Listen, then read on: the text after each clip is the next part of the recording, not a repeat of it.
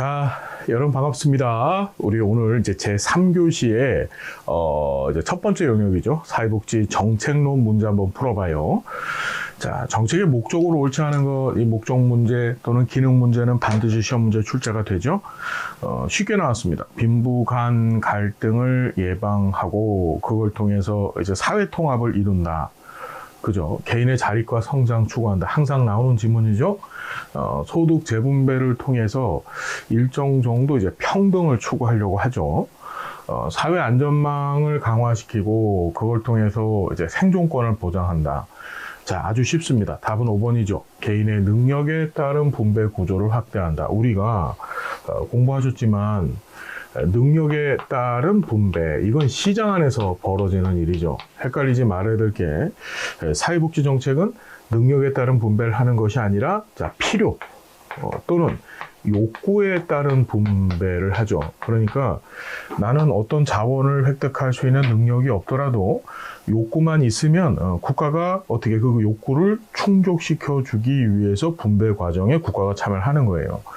자, 그래서 이거 어렵지 않게 답은 5번이고요. 자, 그 다음에 연대 문제가 참 오랜만에 또 출제가 됐습니다. 사회적 연대 얘기죠. 이거 사실 이제 지역사회 복지론 시간에 많이 공부를 했었었고 정책론에서도 한 번 정도 출제가 됐었어요. 연대라고 하는 것은 이제 제가 강의 시간에 항상 말씀드렸지만 하나로 이렇게 묶여져 있는 것. 묶여져 있다는 얘기는 이게 무슨 소리냐 하면 그 연대하면 제가 항상 말씀드렸던 것이 그 2인 삼각 달리기 말씀드렸잖아요. 그죠? 둘이 묶여져 있어요. 우리 2인 삼각 달리기 뭔지 아시죠? 예, 둘이 묶여져 있고 같이 이제 달리기를 하는데 하나가 쓰러지면 나머지 하나도 같이 쓰러지거든요. 그러니까 그 하나가 나머지 하나가 그 한 명이 쓰러지지 않게 하기 위해서 그 사람을 붙들고 같이 뛰어줘야 된다는 거예요. 자, 그게 연대였었다. 자, 보면 사람들이 서로 의무감과 책임감을 느끼고 함께 하려는 상태. 맞죠? 의무감과 책임감. 뭐예요?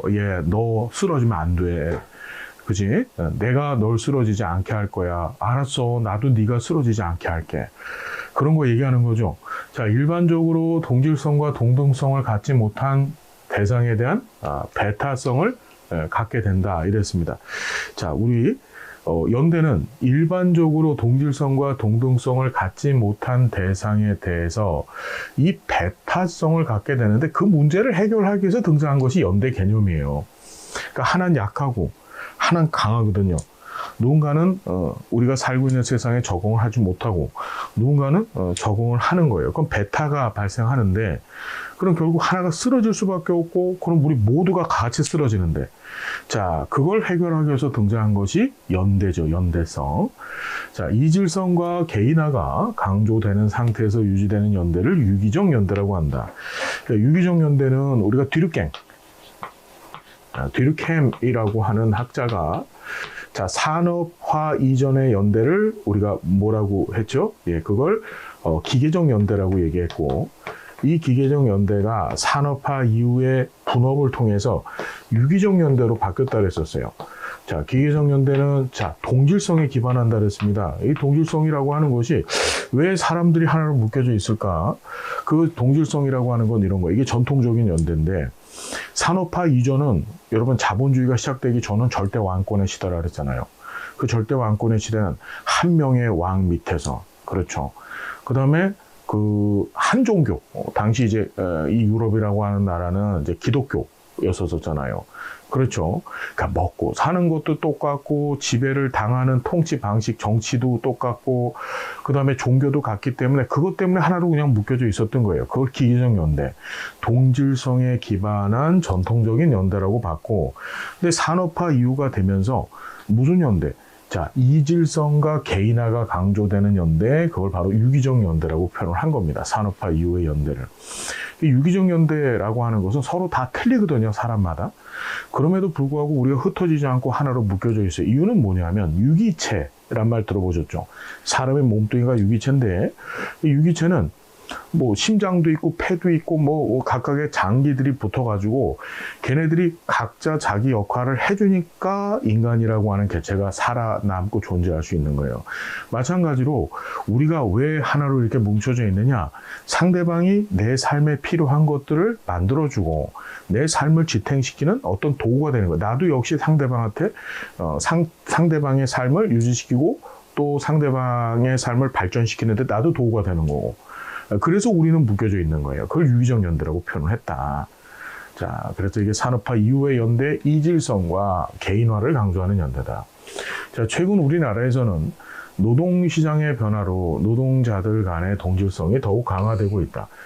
동질성이 아니라 지금은 뭐죠? 이질성의 시대죠. 노동시장이 변화가 됐어요. 어떻게? 우리가 보통 얘기하는 3차 또 지금 4차 산업혁명의 시기를 맞고 있잖아요.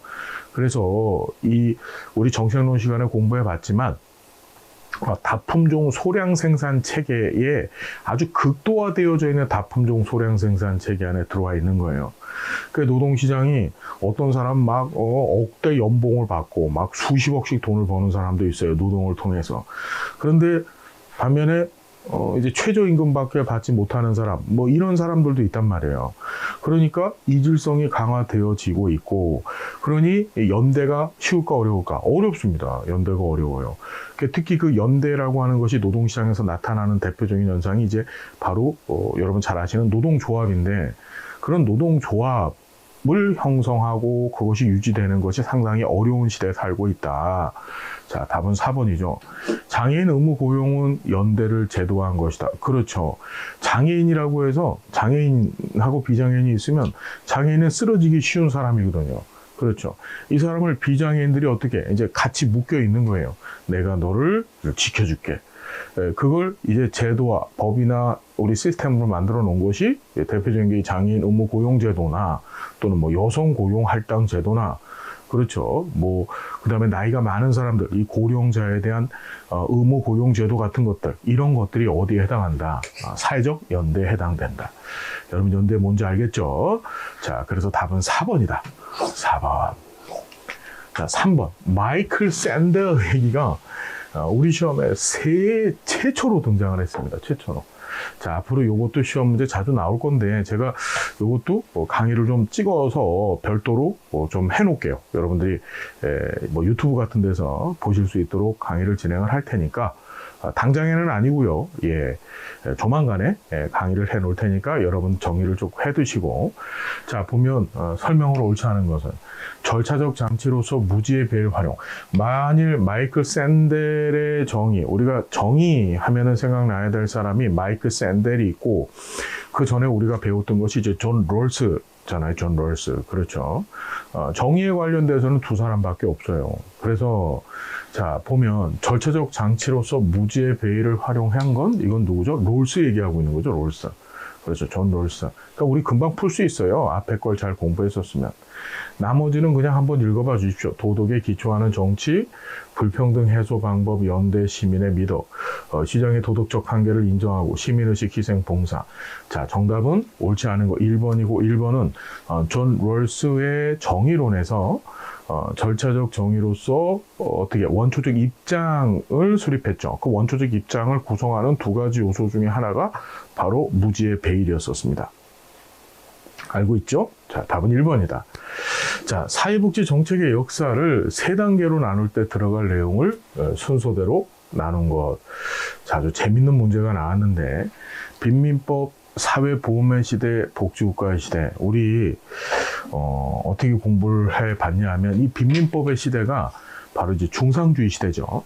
그러니까 이 빈민법의 시대 하면은 엘리자베스 구빈법 때부터 시작해서 이렇게 생각하면 돼요. 우리가 사회복지의 역사를 4단계로 본다 그랬었어요. 이렇게.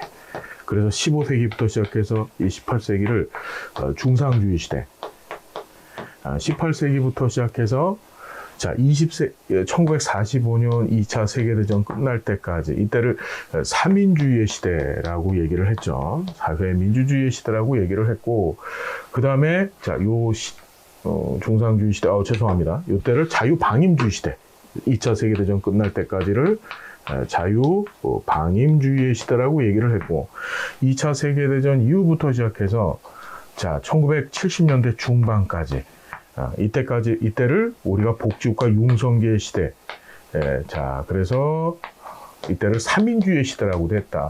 사회민주주의의 시대. 그리고 이후가 지금 바로 신자유주의 시대. 이렇게 네 단계로 보는 거죠. 자, 보면 이 빈민법의 시대가 언제냐? 바로 요걸 얘기하는 거예요. 중상주의 시대가 바로 빈민법의 시대다. 이때는 선별적인 사회복지를 했죠. 그 대상자가 거린이나 불황인이나 구제 가치가 있는 빈민. 여기서 구제 가치가 있는 빈민이라고 하는 것이 도울 가치가 있는 빈민이에요. 이 사람들이 어떤 사람들이에요, 여러분? 노동 능력이 없는 빈민이죠. 이게 보면 우리 다 공부했던 건데 거린이나 불황인은 노동 능력이 있는 빈민이에요. 일을 할 수 있는 빈민. 그렇죠. 그래서 이런 거린이나 불황인 같은 경우는 어떻게 했다 그랬습니까? 일을 시켰다 그랬죠. 이 중상주의 시대는 어떻게 해서든지 이 싼 값의 노동력을 이용해야 됐기 때문에 이 거린이나 불황이와 같은 사람들의 노동력을 이제 활용을 했던 겁니다. 싼 값의 노동력이잖아. 그 얘는 구제 가치 또는 도울 가치가 없는 빈민이라고 해서 얘네들은 작업장 같은 데서 강제로 노역을 시켰고 자 구제 가치가 있는 빈민은 이 사람들은 뭐예요? 아픈 사람들, 힘든 사람들, 어린 사람들, 아기를 갖고 있는 사람들. 그래서 노동 능력이 없는 빈민이었었습니다. 이런 빈민들은 어떻게 했죠? 이제 구비령 같은 데 보내서 이제 거기서 집단으로 생활할 수 있게 만들었었죠. 이때 정책의 주체는 누구였었습니까? 여기 봤더니 누가 등장을 해요? 국가. 특히 이제 영국 같은 경우에는 국가 중에서도 누가 지방 정부가 중심이 됐었죠. 그다음에 교회. 그다음에 지방 정부의 가장 우두머리가 되는 영주. 이런 사람들이 책임을 졌었다. 자, 권리 수준은 권리는 없었었다. 우리가 이 빈민법은 어떻게 배웠냐면은 자, 국가의 책임은 인정을 했어요. 빈민 구제에 대한 책임은 인정을 했지만 중요한 것은 그렇다고 빈민이 국가한테 야, 이거 해내. 이거 좀 다 줘. 이렇게 권리를 행사하지는 못했었죠. 자, 정책 당국의 재량. 이게 무슨 소리예요? 정책 당국의 재량이라고 하는 의미는 국가가 하고 싶으면 하는 거예요. 그러니까 우리가 니네를 도우는 것은 우리의 의무인 건 맞아. 하지만 이거 도움을 받는다는 것이 니네들의 권리는 아니야. 이런 시대였었죠. 자, 그리고 이 사회보험의 시대가 등장을 하죠.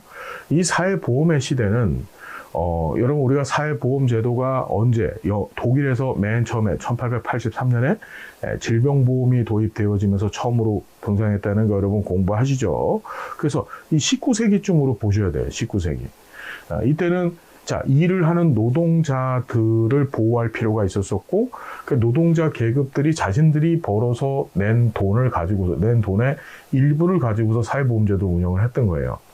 자, 복지 주체는 국가가 그다음에 노동조합이 주체가 됐고 자, 권리 수준은 뭡니까? 이 사회보험의 특징이 뭐죠, 여러분? 계약에 입각한 권리라 그랬습니다. 계약이라고 하는 얘기는 무슨 소리냐면 내가 일해서 벌어들인 수입의 일정 부분을 낼 테니까 대신에 나를 보호해줘. 이런 거죠. 무슨 말인지 알겠습니까? 계약은 주고받는다는 의미를 갖고 있잖아요. 자, 그래서 계약이 입각한 권리고 자, 복지국가의 시대에 들어서게 됩니다. 복지국가 시대가 바로 언제죠? 2차 세계대전 끝나고 나서부터 시작해서 이 70년대 중반까지를 보면 되는데 이때 대상자는 자, 어떻게 시민이나 개인 전 국민 에브리바디가 되더라. 그렇죠. 가난한 사람, 부유한 사람 다 포함돼요. 그걸 시민이라고 보는 거고 자, 그래서 복지 주체는 국가하고 시민단체들, 우리가 이 시민단체를 보통 뭐라고 얘기했습니까? 제3섹터, 그렇죠. 제3섹터, 비영리 조직들, 이렇게 기억을 하시죠? 그래서 이것은 시민권에 근거했더라. 20세기란 말이 이때가, 그래서 우리가 공부해 봤던 것이 20세기의 시민권을 뭐라고 배웠어요? 마샬이라고 하는 학자는. 그때를 생존권, 복지권이라고 얘기를 한 거예요. 무슨 얘기인지 이해가 되셨죠? 자, 그래서 이렇게 덩어리별로 시험 문제가 처음 출제가 됐다. 아주 재밌는 문제. 제가 강의 시간에 강조했던 내용이 그대로 출제가 됐던 거예요. 정답은 몇 번입니까? 여러분 3번이 되겠더라. 자, 됐죠? 자, 그리고 자, 5번 좀 볼게요.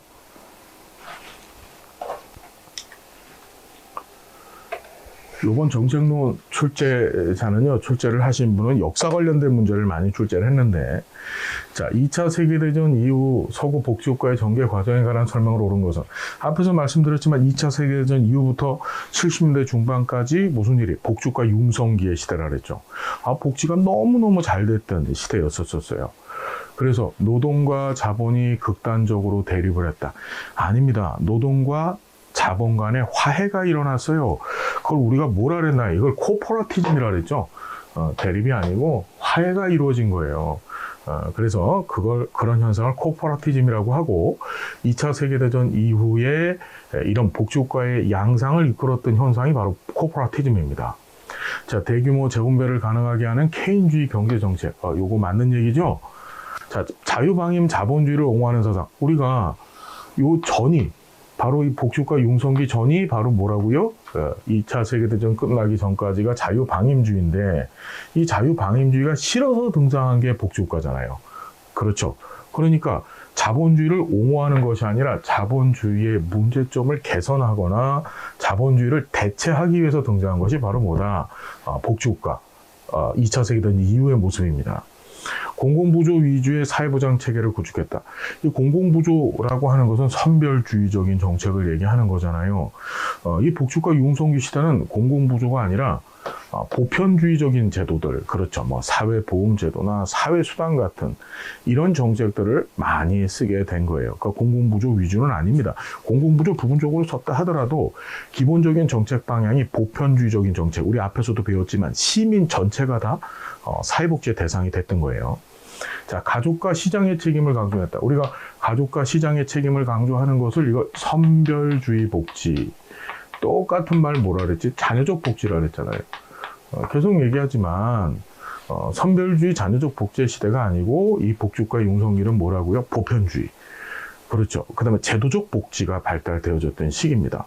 가족과 시장의 책임이 강조된 것이 아니라 국가와 사회의 역할이 강조된 거죠. 국가와 사회 역할.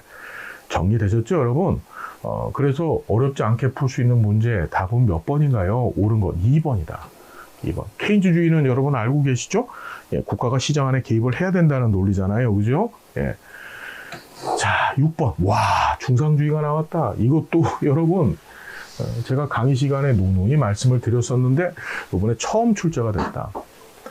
이 중상주의 시대는 언제가 중상주의 시대라 그랬습니까? 여러분, 이 중상주의 시대는 바로 이 시대. 예, 그러니까 빈민법, 구빈법의 시대였었다. 이 구빈법의 시대는, 자, 여러분 잘 봐요. 이 15세기부터 28세기까지 이때를 중상주의 시대라고 얘기를 하는데, 이때 정치 시스템은 절대 왕권의 시대라 그랬습니다. 절대 왕정의 시대라 그랬었어요. 절대 왕정의 시대. 그래서 자, 이 15세기부터 18세기 사이에 이 절대 왕정들이, 중상주의라고 하는 것은 국가의 경제 시스템의 기본적인 구축을 하는 방식이에요. 그러니까 중상이라는 말은 말 그대로 상업을 국가 체제의 중심으로 두겠다는 겁니다. 그럼 여러분, 여기서 상업이라고 하는 것은 뭐냐면 무역업을 얘기하는 거예요. 무역업. 무역을 통해 갖고 우리나라에서 물건을 만들어 가지고 싸게 만들어서 해외에다 비싸게 팔아 먹으면 거기에 뭐가 생겨요? 이윤이 생기겠죠. 그 이윤을 국가에다가 쌓아놔서 국부를 이루겠다고 보는 시각이 바로 이 중상주의다. 그럼 이 중상주의에서는 어떤 일이 벌어지냐 하면, 노동 능력을 갖고 있는 빈민들의 이 싸구려 노동력을 가지고서 물건을 만들어야 돼요. 그리고 원재료는 어떻게? 식민지를 개척해 갖고 해외 여러 나라의 식민지를 개척해서 거기서 원재료를 싸게 갖고 와서 우리나라에서 이제 노동력, 싸구려 노동력, 즉 노동력 갖고 있는 빈민들, 우리 앞에서 배우셨던 도울 가치가 없는 빈민들, 그렇죠. 이런 사람들을 잘 운영해가지고 돈을 거기서 물건을 만들어서 해외에다 내다 팔면 거기에 뭐가 생겨요? 마진이 많이 생기겠죠. 자, 그런 정책을 핀 겁니다. 자, 보면 15세기부터 18세기 중반까지 유럽 대륙을 지배했던 경제 사상이다. 맞죠? 15에서 18세기. 국가 유지에 필요한 비용을 마련하기 위해서 식민지를 개척하고 주로 국가 간의 무역 정책을 추진한 거죠. 자, 식량 부족으로 인구 증가 억제 정책을 추진하였다. 여러분, 이 식량 부족과 인구 증가 억제 정책이 벌어졌던 것은 이건 뭐냐면,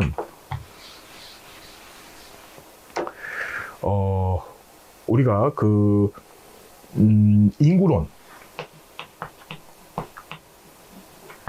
인구론이라고 하는 책이 저술이 되어지죠. 인구론. 여러분 다 공부했던 내용들이에요, 이거. 그죠? 그래서, 인구론이라고 하는 책이 저술되어지면서 우리 스핀-햄랜드법 배우셨잖아요. 1795년에 스핀-햄랜드법이 만들어졌고, 이 스핀-햄랜드법에서는 그 빈민들을 대상으로 해서 가족수당을 줬다고요. 그렇죠. 임금 보조제도. 그러면 그 가족수당을 주는 조건이 뭐였었냐면, 가족의 숫자, 빈민 가족의 숫자, 빈민 노동자들의 가족 구성원 숫자에 맞춰서 보조금을 주다 보니까 이 빈민들의 인구가 급증을 하게 된 겁니다. 자, 그러다 보니까 사회 전체가 먹어야 될 식량이 부족해졌어요. 그래서 그 인구를 증가시키기 위해서 억제 정책을 추구하게 되는데, 그래서 만들어진 법이 사실은 뭐죠? 이 스핀-햄랜드법을 폐지시킨 개정구빈법입니다. 얘는 사실은 개정구빈법의 간접적인 목적, 이렇게 정리해 보시면 될 거예요. 자, 빈민들의 근면성을 위해서 임금 수준을 낮게 유지하고자 했다. 맞죠? 임금 수준을 낮게 줘야만, 그래야만 어떻게 돼? 이윤이 많이 생겨요. 이 국가 차원에서. 이해되셨죠? 중상주의 뭔지 정리되셨죠, 여러분? 답은 몇 번입니까? 기억, 니은, 리을 해서 3번이다. 자, 우리 공부했던 내용이 그대로 출제가 되어졌다. 3번. 자, 7번 볼게요. 재분배에 관한 설명으로 옳은 것 됐습니다.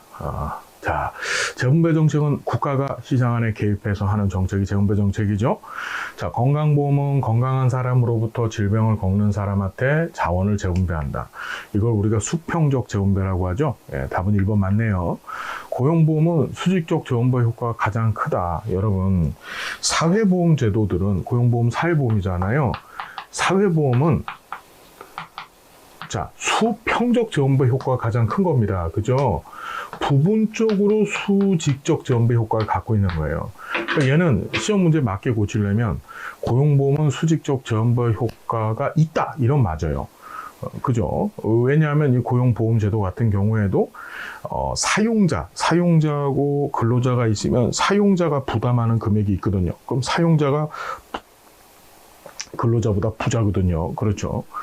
그래서 돈을 내주기 때문에 일정 정도 어떻게 돼? 수직적 재분배 효과는 크지만 원래 제도 자체 목적이 수평적 재분배 효과를 누리려고 만든 제도인 거예요. 사회보험은. 그러니까 얘는 고용보험은 수평적 재분배 효과가 가장 크다. 다만 수직적 재분배 효과도 있다. 이래야지 맞는 거죠. 자, 정부는 최소 극대화의 원칙, 여러분 최소 극대화의 원칙, 존 롤스가 얘기한 차등의 원칙 중에 하나죠. 존 롤스는 차등의 원칙을 제시를 했어요. 우리가 차등의 원칙은 다시 기회균등의 원칙하고 그다음 최소 극대화의 원칙이 있었습니다. 그럼 최소 극대화의 원칙이라고 한다는 얘기는 뭐냐면 동일한 시장 안에서의 기회를 줬음에도 불구하고 어차피 그 시장 안에서 소외될 수밖에 없는 사람들, 그걸 존 롤스는 뭐라고 표현했어요? worst off. 최소 수혜자라고 하는 표현을 쓴 겁니다. 그 사람들한테만큼은 어떻게 자원을 집중적으로 밀어줘야 되는 거야. 많이 줘야 된다. 그걸 최소 극대화의 원칙이라고 얘기합니다. 예를 들어서 장애인들이나 그렇죠, 노인들이나 아동들한테는 그렇죠, 이 사람들한테는 자원을 많이 좀 할당해 줘야 된다. 그걸 최소의 극대 원칙이라고 보면 돼요. 자, 불평등을 완화하기 위해서 모든 대상자들한테 동일한 보험료를 부과한다. 최소 극대화의 원칙은 다시 말씀드리지만 대상자가 모든 대상이 아니죠.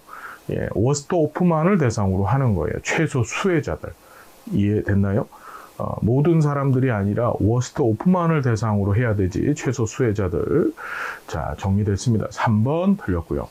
민간에서 이루어지는 자선 활동에서는 파레토 개선 효과가 나타나지 않는다. 우리가 이것도 시험에 한번 나온 적이 있었었죠. 자, 우리가 배분적 효율성, 우리 파레토 개선 다 배우셨었습니다. 그래서 이 배분적 효율성이라고 하는 것은 사회 구성원 중에 누군가의 효용을 감소시키지 아니하면서 사회 전체 효용을 극대화시키는 것을 배분적 효율성을 달성한다고 얘기를 했는데, 자, 보면 자선활동만큼은 어떻게 파레토 개선 효과를 발생시킬 수 있다 그랬죠.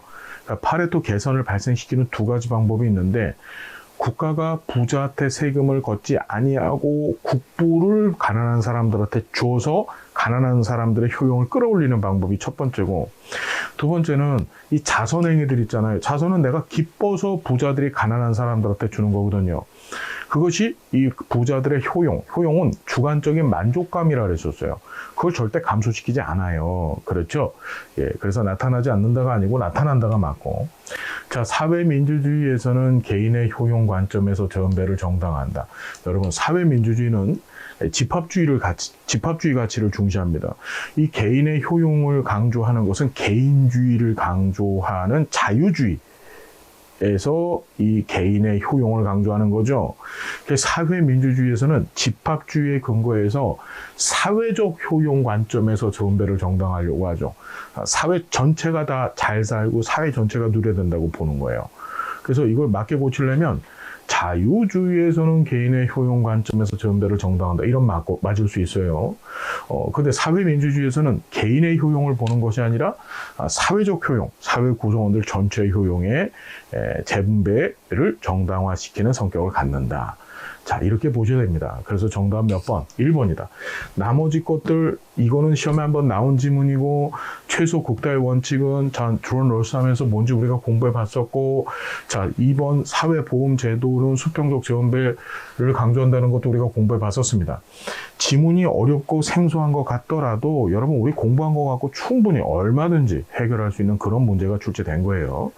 자, 8번. 자, 사회적 배제. 계속 나오죠. 사회적 배제 하면 뭐 생각하라 그랬죠, 여러분? 비정규직 근로자 생각하라고 말씀드렸었어요. 작년 시험에도 나오더니만 이번 시험에도 나왔어요. 우리 사회가 지금 사회적 배제가 굉장히 심하죠. 자, 그래서 사회적 배제는 사회적 배제를 연구하기 위한 세 가지 관점, 세 가지 조건이 있다고 했어요. 그것이 동태성, 이 동태성, 역동성이라고 했습니다. 자, 그다음 다차원성, 관계성, 이 세 가지가 있었다. 동태성이라고 하는 것은 빈곤이라고 하는 결과적인 측면을 보는 것이 아니라 빈곤화되어져 가는 과정적인 측면을 봐야 된다. 그렇죠. 두 번째는 다차원성이라고 하는 것은 빈곤 문제가 어느 특정 한 부분에서만, 그러니까 이 사회적 배제가 특정한 한 부분, 소득이라고 하는 한 부분에서만 발생하는 것이 아니라 사회 정의로부터 사회 보장 제도로서부터 하여튼 모든 영역에서 이 문제가 발생을 한다. 우리 비정규직 근로자들 강의 시간에 계속 말씀드렸지만 정규직 근로자하고 똑같은 일을 함에도 불구하고 소득만 적은 것이 아니고 여러 부분에서 동시다발적으로 이제 누릴 것을 누리지 못하는 거예요. 자, 그 다음에 얘는 관계성 문제가 있다. 사회적 배제는 배제를 당하는 자가 있고 그 배제를 시키는 자가 있는 거예요. 자, 둘 사이의 관계 문제다. 자, 보면 생활 수준은 소득이나 재화뿐만 아니라 개인 역량의 실현을 중심으로 판단되어져야 된다. 여러분, 이런 거죠. 소득이나 재화라고 하는 어떤 결정적 시각을만 갖고서 이 빈곤 문제를 규정하는 것이 아니고 개인의 역량 실현, 다시 말해 개인의 역량 실현, 내가 갖고 있는 능력을 실현할 수 있는지 없는지에 대한 여부, 그걸 통한 적절한 보상을 받을 수 있는지 없는지의 여부를 갖고서 관련 판단해야 된다는 거죠. 사회적 배제 범위에는 빈곤, 저항력, 열악한 주거 환경 등 다양한 영역이 포괄되어진다. 바로 다차원성 얘기하는 거고, 사회적 배제는 기본적으로 소득 빈곤 개념의 협소성에 대한 비판으로 이해할 수 있다. 맞죠? 어떤 결과적 측면의 소득 빈곤만 보는 것이 아니고, 그렇죠. 예, 다차원성 얘기하고 있는 겁니다. 얘도 마찬가지로. 사회적 배제 개념 빈곤에 이르는 과정보다 빈곤이라고 하는 결과적 상태, 이거 시험에 나온다고 제가 말씀드렸었어요. 그러니까 사회적 배제는 빈곤이라고 하는 결과적 상태를 보는 것이 아니고 빈곤에 이르는 과정, 그거를 빈곤화라고 얘기했죠. 빈곤화에 초점을 둔다. 자, 답은 4번이죠. 불평등과 빈곤 개념은 소득의 차원을 넘어서서 다양한 차원으로 확대되어져야 한다. 이것도 다차원성 얘기입니다. 다차원성. 답은 4번이 되겠습니다. 자, 9번도 잠깐 볼까요? 와, 이번 시험은요, 아주 그냥 정말 여기저기 우리가 그동안 다뤄보지 못했던 문제들을 그냥 왕창왕창 시험 문제를 냈어요.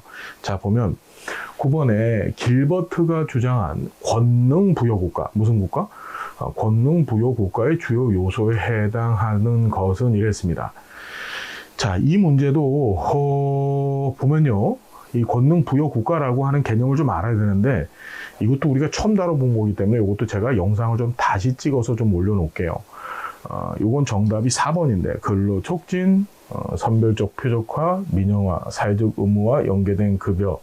자, 그 9번은 4번 정도로 보시면 되고, 자, 10번 좀 볼까요? 이제 좀 쉬운 문제가 나왔습니다. 다음에서 설명하고 있는 정책결정 모형은 정책결정 모형 있었어요.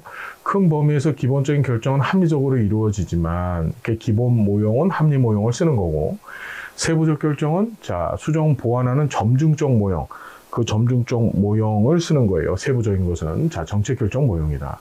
기본적 결정은 전체적인 방향을 설정하기 위해서 중요한 대안을 탐색한 후에 이루어지고, 중요한 대안을, 기본적 결정이 중요한 대안들을 탐색합니다. 어떻게? 합리적 방법을 통해서. 미래 예측도 좀 해보고, 대안 비교 분석도 해보고. 자, 그래서 두 개 대립되는 극단들의 모형을 절충한 곳에 지나지 않는다라는 비판이 있다. 이게 바로 에치오니가 얘기했던 혼합 모형 설명하고 있는 거죠. 답은 3번입니다. 다 어렵지 않고. 자, 사회복지 급여 형태 중에서 운영 효율성이 가장 높은 급여와 목표 효율성이 가장 높은 급여를 순서대로 짝지은 것 했습니다. 자, 운영 효율성 좋은 거 가장 높은 건 현금이고요. 그죠? 목표 효율성 가장 좋은 건 현물이라고 이것도 아주 지질나게 공부했었습니다. 그 가운데쯤 있는 것이 바로 증서였었죠. 이 기회급여는 운영 효율성, 목표 효율성 논하지 않았었죠, 여러분. 자, 우리가 운영 효율성, 목표 효율성 얘기할 때는 항상 현금, 증서, 현물 세 가지만 갖고 얘기했단 말이에요. 그래서 운영 효율성 가장 높은 것은 현금이고, 그다음 목표 효율성 가장 높은 것은 현물이다 하니까 기억하고 디귿이 되겠죠? 답은 2번이 정답입니다. 자, 그 다음에 12번. 사회복지 공공재원에 관한 설명으로 옳지 않은 것 됐어요. 자, 사회복지의 재원은 크게 공공재원이 있고, 민간재원이 있었었죠. 자, 공공재원은 중앙정부 재원이 있었고, 지방정부 재원이 있었어요. 그 다음에 여기에 혼합재원이라고 해서, 재원들이 섞여집니다. 공공하고 민간이 섞여지든지, 아니면 중앙정부하고 지방정부 재원이 섞여지든지. 자, 이런 형태가 있더라. 자, 보면, 자, 조세는 다른 재원에 비해서 평등을 구현하는데 용이하다. 맞죠? 평등이라고 하는 이 사회적 가치를 실현하는 데는 조세만큼 좋은 재원이 없어요. 자, 사회보험료는 소득세에 비해서 상대적으로 조세 저항이 약하다. 여러분, 조세 저항은 쉽게 얘기한다면 뭐죠? 세금 안 내려고 하는 걸 얘기했죠. 그죠? 그래서 사회보험료는, 사회보험은요, 내가 보험료를 내면 그 반대급부가 있어요. 반대급부라고 하는 것은 보험료를 내면 받는 혜택이 있단 말이에요. 반면에 소득세는 반대급부가 없다 그랬죠. 내가 세금을 냈다고 해서 뭔가를 국가로부터 받는다는 보장이 없단 말이에요. 그래서 소득세는 굉장히 조세 저항이 큽니다. 내가 받는 게 없으니까 안 내고 싶어 하는 거야. 반면에 사회보험료는 내가 내고 나서 받는다는 보장이 있거든요. 그러니까 내려고 하는 거죠. 그래서 어떻다? 사회보험료는 소득세에 비해서 상대적으로 조세 저항이 좀 작고요. 사회보험료는 조세와 비교해서 상대적으로 소득 재원배 효과가 약하다 이랬습니다. 사회보험료는 세금하고 비교해서 소득 재원배 효과가 약하다. 가장 소득 재원배 효과가 큰 게 세금이죠. 세금 안에서도 뭔가요, 여러분? 예, 우리 개인 소득세, 개별 소득세죠. 그렇죠. 예, 우리가 법인 소득세하고 개별 소득세, 개인 소득세가 있다고 했는데 이 개인 소득세가 소득 재원배 효과가 제일 큰 거예요. 자, 소득세 누진성이 낮을수록 재원배 효과가 크다. 여러분, 우리가 지문이 어렵다고 생각해도 다 배웠던 것이 꼭 하나씩 처박혀 있어요. 한 개 이상씩 지문 안에. 자, 누진성이 높아지면 재원배 효과가 커지는 거죠. 4번이 틀렸네요. 누진이라고 하는 말은 뭐라 그랬습니까? 소득이 많은 사람의 기여 정도가 같이 증가하는 현상을 얘기합니다. 그 반대 역진이었었죠. 역진은 소득이 많은 사람의 기여 정도가 오히려 떨어지는 거예요. 또는 같거나 소득이 적은 사람이라. 자, 그래서 누진성이 높을수록 재원배 효과가 크고 누진성이 낮을수록 재원배 효과가 낮은 거죠. 조세는 재원의 안정성과 지속성이 가장 강하다. 그렇죠. 공공 민간 재원 이렇게 따져서 썼을 때 이 공공 재원에 해당되는 이 조세는 다른 재원들하고 비교했었을 때 안정성, 지속성 뭐 이런 효과가 가장 큰 겁니다. 자, 답은 4번이다. 자, 사회복지 서비스 공급 주체로서, 그렇죠. 중앙정부에 관한 설명. 공급 주체가 중앙정부, 지방정부, 민간, 그 다음에 혼합, 이렇게 있죠. 그러니까 공급 주체를 우리 보통 전달 체계로 이해해도 돼요. 전달 체계로. 자, 서비스 수혜자의 정책 결정 참여가 용이하다. 자, 여러분, 중앙정부는 정책 결정에 여러분들이 참여해 보신 적 있어? 보건복지부에서 뭔가 정책 결정할 때 안 되죠. 이 정책 결정 과정 참여가 용이한 공급 주체는 민간이죠, 민간. 그렇죠. 민간입니다. 여러분, 요양원 같은데 요새 장교양 기관들 많잖아요. 그럼 거기서 서비스 제공한단 말이야.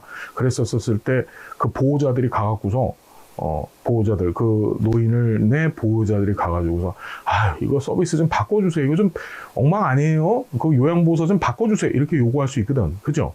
민간은 그게 되는데, 여러분들이 보건복지부 가서 따질 수는 없단 말이에요.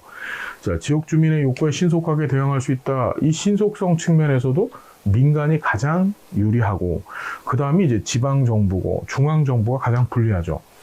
서비스 지속성과 안정성 확보에 유리하다. 똑같은 얘기 나왔네, 이거. 그지? 예. 전달 체계하고, 그 다음에 이 재원하고는 같은 구분이 되어진다고 우리가 공부해봤었습니다. 자, 이게 맞는 얘기죠. 자, 사회통합에 저희 우려가 있고 규모의 경제 실현이 어렵다. 이건 민간이 가장 민간 전달 체계, 민간 공급 주체 특징이죠, 이게. 중앙정부는 사회통합의 효과가 제일 크고 규모의 경제 실현에도 제일 유리한 게 중앙정부입니다. 이용자의 다양한 선택권을 보장하는 데 유리하다. 이것도 이 제일 유리한 것은 민간이 가장 유리한 거죠. 그래서 얘는 전달 체계 문제가 출제된 것이다. 답은 3번 어렵지 않게 풀 수 있고요. 자, 14번. 자, 사회복지 전달 체계에 관한 설명으로 옳은 것을 모두 골라봅시다. 사회복지 서비스 제공자들 사이 또는 공급자, 수급자 사이를 연결하기 위한 조직적, 구조적, 기능적 장치 또는 시스템 또는 사람, 인력 이런 것들을 포함해서 우리가 전달체계라고 하는 거죠. 예, 시험에 한번 나왔던 지문이고, 전달체계 운영 주체는 크게 공공, 민간으로 나눌 수 있고, 또 여기에 모두 하나 넣을 수 있다 그랬어요. 얘네들이 막 짬뽕되는 혼합도 넣을 수 있는 거죠. 그래서 크게 공공과 민간으로 나눌 수 있다. 사실 이거 정확하게 지문을 맞추려면 공공과 민간 등으로 나눌 수 있다. 이래야지 맞는 거예요. 왜? 혼합도 있잖아요. 혼합도. 그죠? 이런 건 논란의 여지를 좀 없애줘야 되는데, 이 출제자가 이런 논란의 여지를 자꾸 남겨줘요. 그렇죠? 자, 사회복지 전달 체계를 발전시키기 위해서는 서비스 분열, 불연속성, 무책임성, 비적극성, 이거 한 번 시험에 나왔거든요. 우리 시험에. 이 전달 체계 발전을 가로막는 4가지 요인 해가지고 이 길버트하고 테렐이 얘기했던 얘기죠. 이걸 이런 식으로 문제를 만들었습니다. 맞고, 비영리 민간 사회복지관은 공공부문과 연계해서 서비스를 제공하기도 한다. 이게 혼합이잖아요. 이게 혼합. 여기다가도 혼합을 넣어줘야 돼요. 민간하고 공공이 연계, 네트워크를 구축해서 같이 제공하는 거야. 이걸 혼합 전달 체계라고 하는 거죠. 그러니까 얘도 등자를 하나 넣어줘야지 정확한데, 등자를 넣어주지 않은 게 조금, 그죠? 문제가 있다. 아니면 공공, 민간 혼합으로 나눌 수 있다. 이렇게 되는데. 그래서 몇 번이다? 답은 5번이다. 자, 그 다음에, 자, 15번. 현물급여를 모두 고른 것은, 자, 현물은 재화와 서비스를 포함해서 현물이라고 한다 그랬습니다.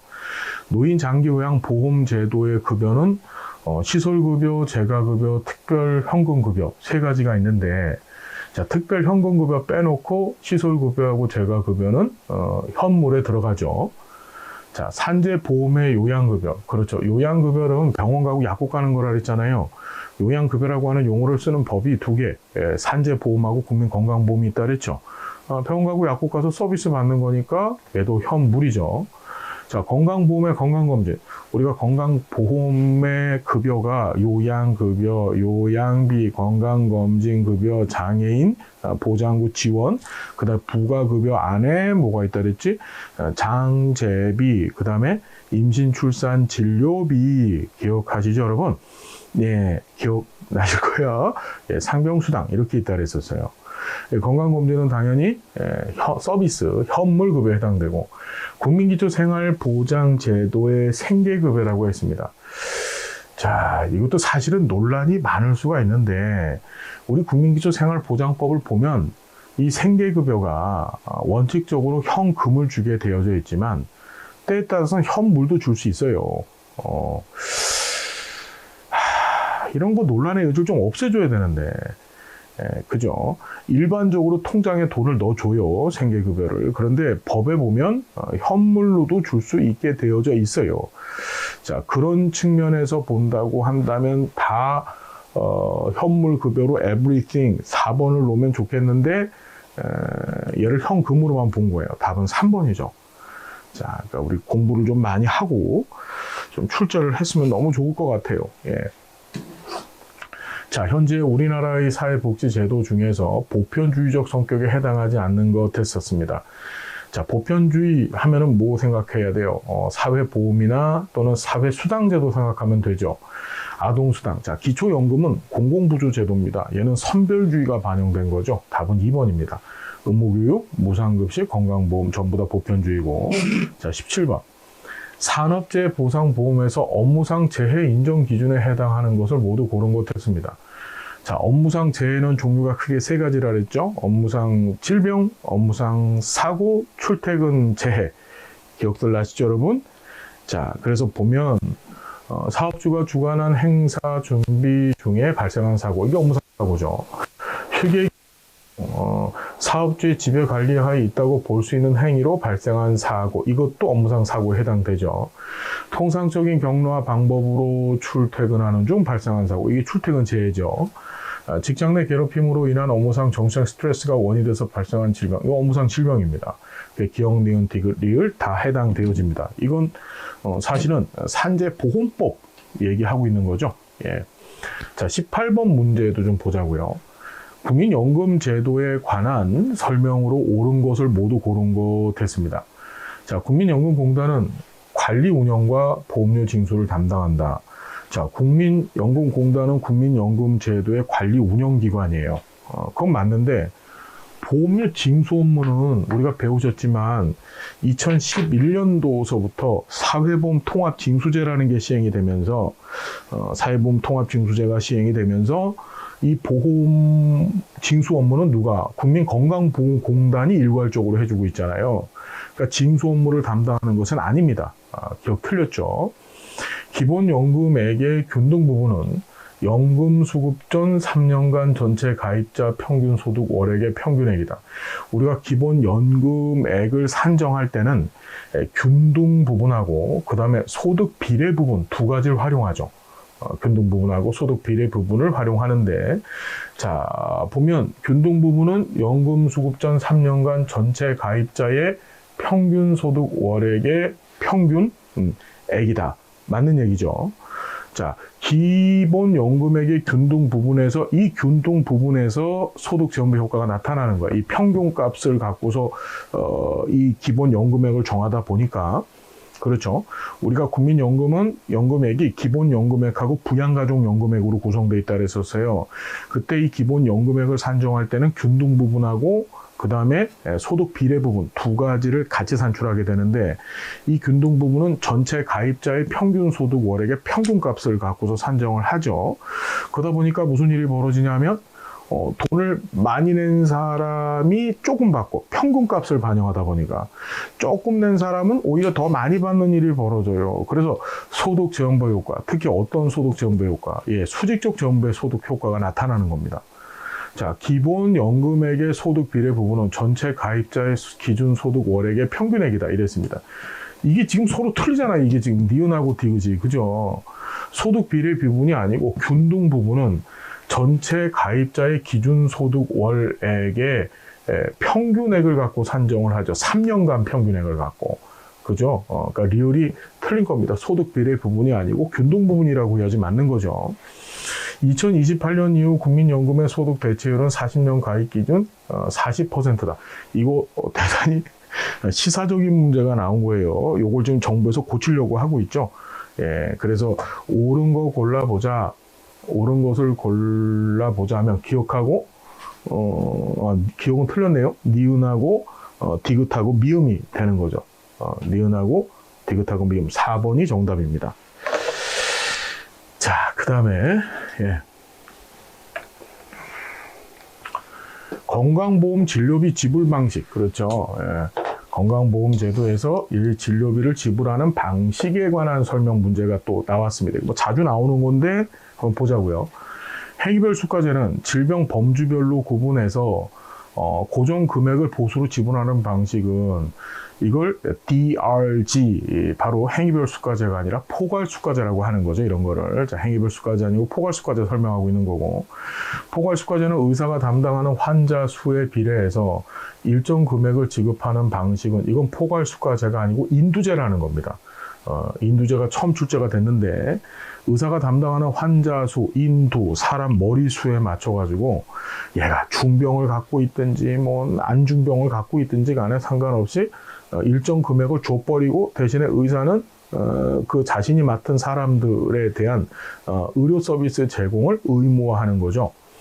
자, 이건 인두제 얘기고. 행위별 수가제는 행정 절차가 간소하여서 비용 절감 효과가 있다. 자, 이 비용 절감 효과가 있고 행정 절차가 간소한 것은 포괄수가제 얘기죠. 행위별 수가제는 행위 하나, 진료행위 하나마다 다 어떻게 해요?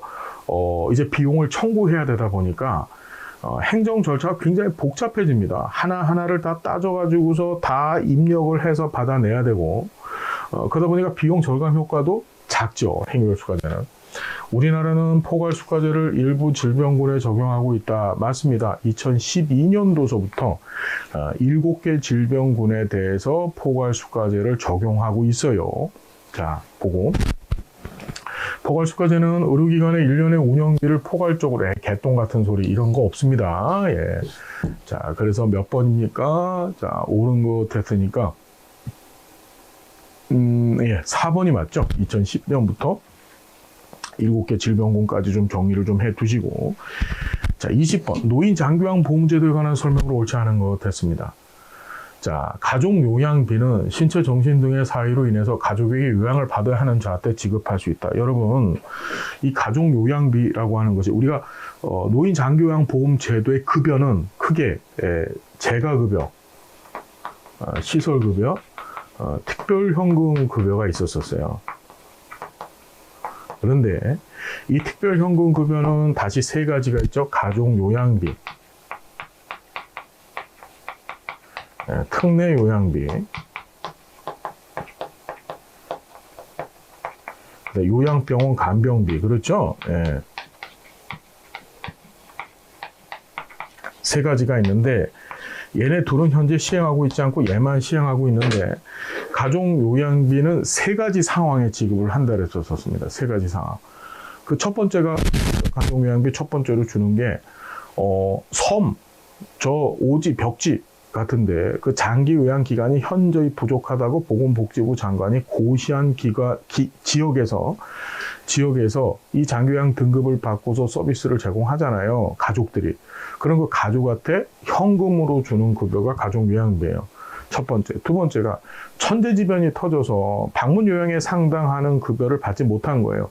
그럴 때 현금으로 줍니다. 그거 가족요양비고. 세 번째가 이거죠. 신체, 정신 등의 사유로 인해서 가족한테 요양을 받아야 되는 거야.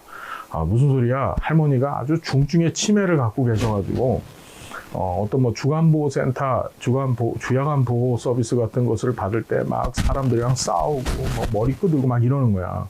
그렇죠. 이런 사람들은 또 뭐 요양보호사가 방문 요양을 왔었을 때 막 싸우고 이러는 거야. 그럴 때는 어떻게 돼? 가족한테 받을 수밖에 없잖아요. 그때 주는 겁니다. 자, 가족요양비 세 경우에 주는 현금성 급여다. 이렇게 두시고, 그래서 얘는 특별 현금 급여 안에 들어갑니다. 재가급여로 분류되는 단기부 급여 기간은, 자, 이것도 좋은 문제가 아니고 정말 잘 알아야 되는 문제가 나왔어요. 자, 우리가 재가급여는 방문요양, 방문모금, 방문간호, 부야간도, 단기보, 기타 재가급여하고 2025년도 1월부터 통합재가 서비스가 등장을 했죠. 그걸 재가급여라고 하는데, 자, 단기보호는요, 월 9일 이내를 원칙으로 하되, 자, 월 9일 이내입니다. 옛날에 15일까지 인정을 해줬는데, 이게 줄고 줄어서 9일까지 바뀌었어요. 특별한 사유가 있는 경우 연장 가능하고, 자, 장기요양 등급을 받은 65세 이상 노인은 소득 수준과 상관없이 장기요양 보험급여를 받을 수가 있다. 맞죠? 일반, 얘는 사회보험제도이기 때문에, 일반 노인 장기요양보험 가입자는 재가급여 이용할 경우에는 15%의 본인 부담금을 부담해야 되고, 시설급여는 20%의 본인 부담금을 부담하죠. 자, 노인 요양 공동생활가정 5인 이상 15인 이하가 아니고 5인 이상 9인까지죠. 9인까지. 이것도 제가 강의 시간에 말씀드렸거든요. 이거 가르쳐준 사람 우리나라에 저밖에 없을 거예요, 아마. 그죠? 5인 이상 9인까지입니다. 10인소부터는 어떻게 되죠? 노인 요양시설이 되는 거죠. 노인 요양 공동생활 가정하고 노인 요양시설은 둘 다 노인복지법에 따른 노인 의료복지시설인데, 이 두 시설이 시군구청장한테 장기요양기관으로 지정을 받게 되면 시설급여를 제공할 수 있다 그랬었어요. 근데 이 두 기관을 분류하는 기준은 노인 요양 공동생활 가정은 최소 정원이 5명에서 9인까지고, 10인 이상 넘어가게 되면 그걸 노인 요양시설이라고 하는 것이다. 우리 그렇게 공부해 봤습니다. 답은 1번이죠. 우리 공부했던 내용들 나왔습니다. 21번. 공공부조와 사회보험 차이에 관한 설명을 옳은 것 했습니다. 사회보험은 주로 보험료로 재정을 충당하고, 공공부조는 세금 갖고 마련하죠. 맞습니다. 사회보험은 사후적 성격이 강합니다. 아니죠. 사회보험은 사전적 예방적 성격이 강하죠. 그렇죠. 그러니까 빈곤에 빠져들지 않은 상태에서 그 빈곤이나 여러 가지 사회적 위험을 대비하는 성격이 강한 겁니다. 반면에 공공부조는 사후적 성격이 강하죠. 빈곤에 빠져들었을 때 이후에 개입을 하는 거죠. 답은 2번이고, 사회보험과 공공부조 모두 빈곤을 예방하는 데 주된 목적이 있고, 공공부조가 사회보험보다 계약적 권리성이 강하다. 이게 앞에서 시험 문제가 하나 나왔잖아. 계약. 그렇죠. 계약. 돈을 내면, 보험료를 내면 대가를 받는 거예요. 옳은 것이니까 이거 틀렸죠. 사회보험이 계약적 성격이 강한 거고, 그 다음에 얘는 빈곤을 예방하는 것은, 사회보험은 빈곤을 예방하는데 공공부조는 빈곤을 예방하는 것과 이 예방의 반대말을 우리 치료라고 하는 거거든요. 치료.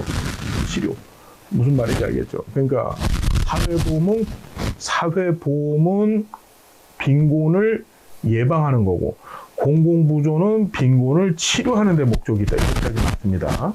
자, 4번. 공공부조가 사회보험보다 계약적 권리성이 강하다. 아닙니다. 사회보험이 공공부조보다 계약적 권리성이 강하고, 사회보험은 중앙정부, 지방정부, 공공부조는 정부가 위임한 운영기관. 바뀌었죠. 공공부조는 중앙정부하고 지방정부가 하고, 사회보험은 정부가 위임한 관리 운영기관, 그걸 우리가 공단이라고 했습니다. 공단. 국민건강보험공단, 그 다음에 근로복지공단, 국민연금공단, 이런 공단이 있다 그랬죠. 자, 이거 바뀐 거고. 자, 얘도 바뀐 거죠. 네, 답은 1번입니다. 사회서비스문제도 나왔다. 사회서비스. 수급자는 빈곤 충만을 대상으로 한다. 공공부조제도 얘기하는 거죠. 공공부조. 그 다음에 주로 바우처 방식으로 수요자를 지원하는 방식을 사용합니다. 이게 맞죠? 바우처가 증서 방식을 많이 쓰고 있고요. 전액 국비로 지원한다. 아닙니다. 사회서비스는 국비도 있고 지방비도 있고, 특히 뭐가 있습니까? 이용자, 본인이 내는 돈이 많아요. 그렇죠. 서비스를 받는 본인이 내는 돈이 많습니다. 자, 단일기관이 독점해서 서비스를 공급하는 것이 아니고, 이 사회 서비스 제공 주체들은 주로 민간이기 때문에 여러 기관들이 나누어서 서비스를 공급하고요. 주로 획일화된 서비스를 제공하는 것이 아니라 개별화된 서비스를 제공하는 측면이 더 강하죠. 자, 그래서 답은 몇 번? 2번이 맞습니다. 자, 3번. 자, 이번 시험 재밌어요.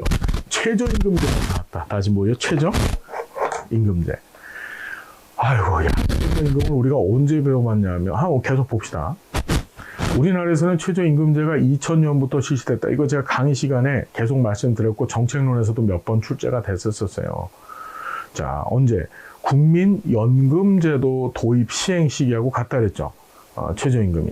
그래서 1986년에 도입이 되어져서, 그러니까 법이 만들어진 겁니다. 최저임금법이. 그래서 이 1988년 우리나라 올림픽 하던 해에 최저임금 제도가 시행된 거죠. 그렇죠. 그러니까 이게 벌써 틀렸네요. 그러니까 실시된 것은 1988년이라고 해야지 맞습니다. 자, 최저임금제는 정신장애로 근로능력이 현저한 사람한테는 적용되지 않는다. 이게 최저임금법에 나와 있는 얘기거든요. 최저임금법에 보면 정신장애로 근로능력이 현저히 낮은 사람한테는 최저임금을 적용할 수가 없어요. 하면 안 되겠죠. 그럼 아예 이런 정신장애를 갖고 계신 분들은 취업을 못할 거 아니야. 그렇죠. 누가 채용을 하겠어요. 자, 이런 문제가 있다. 답은 2번이고, 2번은 틀린 거고, 맞는 얘기고요. 최저임금제는 근로자에게 최저한의 생계를 유지할 수 있는 수준의 임금을 보장하기 위한 제도, 장치죠. 맞습니다. 자, 최저임금제는 저임금 근로자의 증가를 억제하는 장치로 작용할 수 있다. 여기서 저임금이 바로 최저임금을 얘기하는 거예요. 그것보다 더 낮은 임금을 못 주게 만드는 거죠. 그러다 보니까 최저임금 이상의 근로자들만이 이제 어떤 근로 행위를 했든지 간에 그 최저임금 이상의 임금을 받을 수 있기 때문에 저임금 근로자의 증가를 억제하는 장치로 활용할 수 있고, 자, 최저임금제는 사회보장급여 수준에 영향을 미칠 수 있다. 우리 뭘 배우셨냐 하면 사회보장기본법 배웠단 말이에요. 우리나라 사회보장기본법에서는 어떻게 국가가 사회보장급여 수준을 정할 때는 두 가지를 보라 그랬죠. 최저임금하고 그 다음에 최저보장 수준을 두 개 보라 그랬습니다. 그래서 최저임금하고 최저보장 수준을 가지고서 급여 수준을 결정하는 거예요. 알았습니까? 그러니 영향 미치는 거죠. 사회보장기본법 얘기도 여기 나온 거예요, 지금. 자, 답은 몇 번이다? 1번이다. 자, 나머지 것 다 헷갈리더라도 제가 최저임금법의 연도만큼은 반드시 기억해 두시라고 말씀드렸었어요. 2번 시험에 나왔기 때문에. 됐죠, 여러분? 자, 24번. 도덕적 해이에 관한 설명. 우리 시장 실패 요인들 중에 하나에 있었었죠. 정보의 비대칭성 때문에 발생하는 두 가지 현상이, 자, 보험 가입 전에 발생하는 현상을 우리가 역선택, 보험 가입 후에 발생하는 현상을 도덕적 해이라고 그랬었습니다. 자, 도덕적 해이는 보험계약 가입자들의 행동에 영향을 미치는 현상, 어떤 행동이라고 해서 숨은 행동이라고 그랬죠. 액터, 숨은 행동. 우리 교재 보세요. 다 나와 있고 공부 내가 열심히 했었어요. 강의를 했거든요. 자, 숨은 행동. 무슨 얘기냐면 보험 계약을 하잖아요. 그런 가입자들이 뭘 하냐면 드러내놓지는 않는데 본인한테 발생하는 위험에 대해서 대처를 할 때 기존보다 덜 위험에 신경을 쓰는 현상이에요. 그래서 우리가 도수치료 받는 거 얘기했잖아요. 도수치료. 안 받아도 되는데 보험회사가 돈을 내주다 보니까 죽어라 열심히 도수치료를 받아요. 그게 바로 숨은 행동에 영향을 미치는 거예요. 도덕적 해이는 보험 가입 기간의 크기가 클수록 약화되는 것이 아니라 이 도덕적 해이는 결국 이 위험을 분산시키는 것과 관련되어져 있는데, 나한테 발생한 위험이 다른 보험 가입자들한테 분산되어진다는 것을 의식하게 되면 더 열심히 도덕적 해이를 해요. 그래서 보험 기간의 크기가 커질수록 약화되는 게 아니라 도덕적 해이는 더 커지는 겁니다. 강화되는 겁니다. 무슨 얘기인지 이해되셨어요? 왜 그러냐면 예를 들어서 보험 가입을 했는데 도덕적 해이는 주로 이제 건강보험하고 고용보험에서 발생한다고 말씀을 드렸었죠. 내가 가입자 숫자가 적다라고 하면 내가 만일 도덕적 해이 관련해서 막 도수치료 같은 걸 많이 쓴 거야. 그럼 그 비용을 내가 많이 부담을 해야 되는 거예요. 그런데 가입자 숫자가 많잖아. 많으면은 내가 나한테 발생하는 위험을 가입자들한테 많이 분산시킬 수 있다는 의식이 생기기 때문에 어떻게 돼? 덜 쓰게 돼. 더 열심히 도덕적 해이를 발생시켜갖고 더 열심히 도수치료를 받으려고 하는 거예요. 무슨 말인지 알겠죠? 그래서 가입 기간의 크기가 클수록 강화되고, 2번이 옳지 않은 거 틀렸네요. 도덕적 해이는 실업보험에서 나타날 가능성이 높다. 이것도 시험에 나왔죠? 도덕적 해이는 주로 건강보험하고 실업보험이 고용보험이니까 여기에서 발생할 가능성이 높고, 도덕적 해이는 건강보험 기업이 본인 부담을 정당화하는 논리로 사용되어진다. 특히 이 본인 부담을 어떤 식으로? 예, 정률 방식으로. 그게 중요하죠. 정률 방식의 보험료 부담을 정당화하는 방식이에요. 무슨 소리야? 정률 방식이라고 하는 것은, 자, 정액 방식이 있고 정률 방식이 있는데, 정액 방식이라고 하는 것은, 자, 건강보험 서비스를 얼마를 이용했든지 간에 상관없이 똑같은 금액을 내는 게 정액 방식인데, 정률 방식이라는 것은, 내가 서비스를 이용한 만큼 어떻게, 내 그 비용의 일정 비율을 계속 내다 보니까 정률 방식입니다. 내가 서비스를 많이 이용하게 되면 그럼 어떻게 돼요? 예, 내가 내는 비용도 증가하게 되겠죠. 그래서 이 도덕적 해이를 막기 위해서 도덕적 해이를 막는다는 얘기는 서비스 이용을 좀 제한시킨다는 의미가 이 안에 있는 거예요. 그거 하기 위해서 어떻게 정률 방식의 본인 부담금 제도를 도입한 겁니다. 많이 쓰면 너도 본인 부담을 많이 해야 돼. 됐죠? 자, 도덕적 해이가 심각해지면 민간 보험사의 보험료 상승으로 이루어질 수 있습니다. 그렇죠. 정부의 비대칭성으로 인해서 발생한 역선택과 도덕적 해이 문제는 이 민간 보험회사의 보험료를 쭉 하고 끌어올릴 수 있다고 했었어요. 그래서 가난한 사람들의 서비스 접근성을 억제시키고, 그래서 만들어진 게 뭐라 그랬습니까? 국가가 사회보험제도를 만들어서 강제가입을 시켜버린다 그랬죠. 그래서 위험을 흩어뜨려 놓는다 그랬었어요. 자, 정답은 몇 번이에요? 2번이다. 자, 사회보험과 민간보험에 관한 설명을 옳은 것 같았습니다. 사회보험은 도대를, 개똥 같은 소리. 주된 질문은 뭡니까? 예, 보험료 수입이죠. 그렇죠? 예, 기여금과 부담금. 그렇죠. 가입자들이 내는 기여금과 부담금이 주된 수입이고, 재원이고. 민간보험은 사회보험보다 사회적 적절성, 이렇게 문제 나오는데, 사회적 적절성 또는 사회적 충분성이라고 해서, 자, 사회의 어떤 위원회 같은 어떤 전문적인 기구에서 다분히 객관적으로 그 수준을 정하는 거예요. 그분의 수준과 양을 정하는 걸 사회적 적절성이라고 합니다. 그러니까 이게 생존권 지지 가치하고 부합된다는 얘기도 배웠죠. 그러니까 너무 많이 줘도 안 되고 너무 조금 줘도 안 된다. 그게 사회적 적절성이라고 그랬잖아요. 자, 이 사회적 적절성은 사회보험한테 유리하고, 민간보험 같은 경우에는 뭡니까? 사회적 적절성은 필요 없죠. 얘는 뭐죠? 민간보험은 개인적 형평성. 그렇죠. 내가 보험료를 많이 내면 더 많이 혜택을 받는다. 다시, 민간보험은 개인적 형평성 측면에서 유리하고, 자, 사회보험은 사회적 적절성 측면이 반영되어져 있고, 또 한 가지, 사회보험도 일정 정도 개인적 형평성이 반영되어져 있다. 시험에 그렇게 나왔죠. 꼭 기억해 두셔야 돼요. 그래서 이거 바뀌었죠. 사회보험은 민간보험보다 사회적 적절성이 중요하다.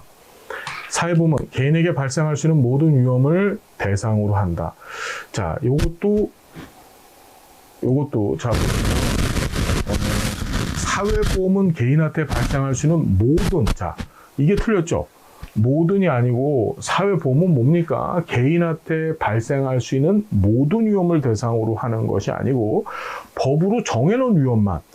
우리나라는 사회보장기본법에서 사회보장기본법 제3조에서 법정으로 정해놓은 8가지 위험, 우리가 사실, 장소질, 양출비 배웠잖아요. 사망, 실업, 장애, 노령, 이거 기억하시죠, 여러분? 그것만 보장하는 거예요. 그것만. 사회보험은. 무슨 얘기인지 알겠습니까? 예를 들어서 나 뚱뚱해. 이건 내 개인적인 위험이거든.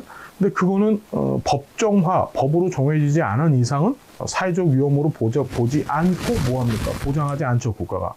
그래서 여기에 모든 자가 들어가서 틀렸다.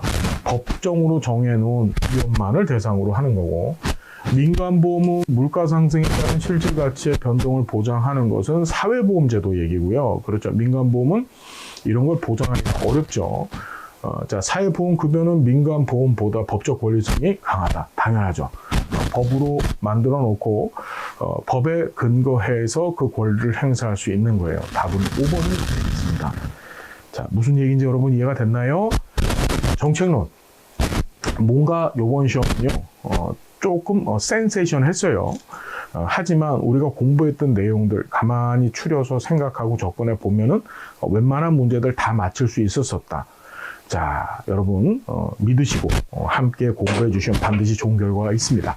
자, 감사드리고 당신들도 행복한 모습으로 여러분 만나 뵙겠습니다. 고맙습니다.